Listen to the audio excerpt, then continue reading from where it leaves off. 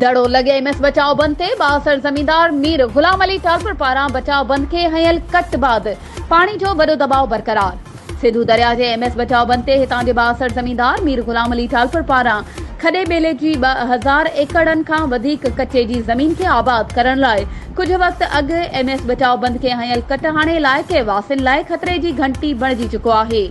आबपाशी खाते पारा जारी कयल अखरन मूजिब सिंधु दरिया में 6.25 लाख क्यूसिक खां वधीक पानी जो रेलो गुजरण बाद सुरजानी बंद ऐं मीर गुलाम अली टालपुर वारो आरजी बंद कयल कट इंतहाई हसास बणजी वियो आहे।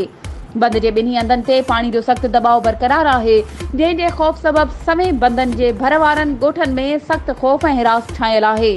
ॻोठाणनि जे वॾे पैमाने ते नकल मकानी जारी आहे। उन सिलसिले में ॻोठाणनि मीडिया खे ॿुधायो त बासर ज़मींदार ऐं आबपाशी ऑफिसर मीर गुलाम अली टालपुर कच्चे जी हज़ारें एकड़ ज़मीननि खे आबाद करण लाइ सिंधु दरिया जे बंद खे कट हणाए पके वारे इलाइक़े राजबा नाले मां पाणी पहुचाए रहियो हो ऐं हाणे दरिया में पाणी अचण बाद आरज़ी तौर उन कट में मिटी भराए बंद कयो वियो आहे। उहो कट कंहिं बि वक़्तु घारे में तब्दील थी सघे थो, जंहिं सां हज़ारे माण्हू चोपायो माल ज़रई ज़मीनूं सख़्त मुतासिर थींदियूं।